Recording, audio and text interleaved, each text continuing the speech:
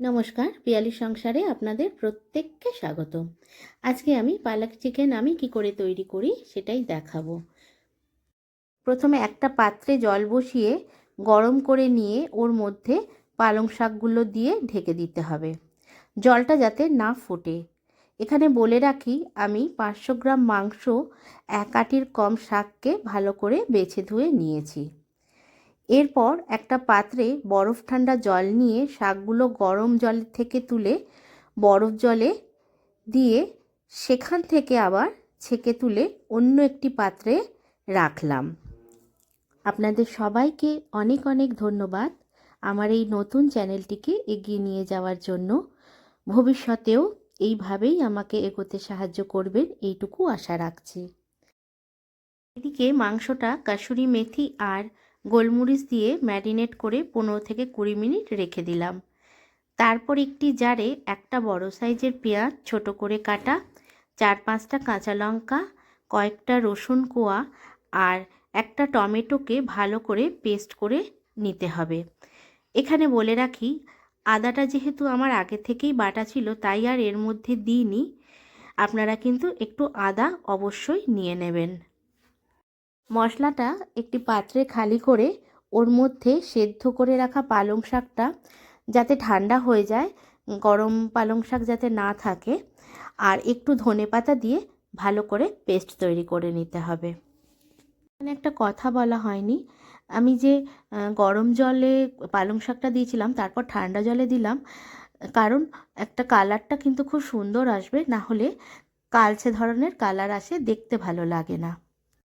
এরপর একটা কড়াই বসিয়ে 2 টেবিল স্পুন সাদা তেল আর 1 টেবিল স্পুন ঘি দিয়ে 2টো এলাচ, একটু দারচিনি, কয়েকটা লবঙ্গ আর একটু জায়ফল ফোড়ন দিয়ে বেটে রাখা মশলাটা দিয়ে কিছুক্ষণ নাড়তে হবে।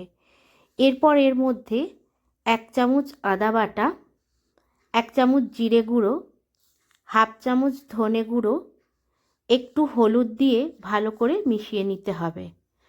হলুদটা অপশনাল, আপনারা চাইলে নাও দিতে পারেন। মশলাগুলো ভালোভাবে মিশিয়ে এক এক করে চিকেনের টুকরোগুলো দিয়ে দিতে হবে, দিয়ে খুব ভালোভাবে কষাতে হবে। মাংসের দুদিকটাই উল্টে পাল্টে দিয়ে ভালো করে কষাতে হবে। এখানে যেমনি আমি কষাচ্ছি দেখুন, একদিকটা ভাজা হয়ে গেলে আরেক দিকটা উল্টে দিলাম। এইভাবে কষিয়ে তারপর পালং শাক বাটাটা দিয়ে ভালো করে নাড়াচাড়া করতে হবে। এর মধ্যে অবশ্যই এখন নুন দিতে হবে।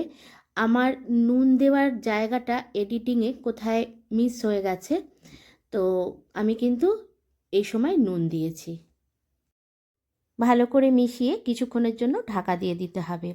এই পালক চিকেন রুটি, পরোটা, নান, যে কোনো রুটির আইটেমের সঙ্গে কিন্তু খুব ভালো লাগে খেতে।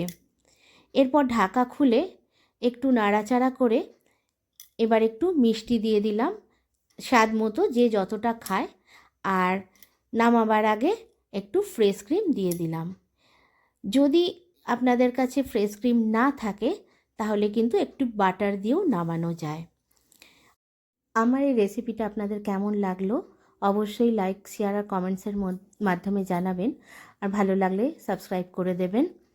আর দেখা হচ্ছে আমার নেক্সট ভিডিওতে। আজকের মতো আসি, নমস্কার।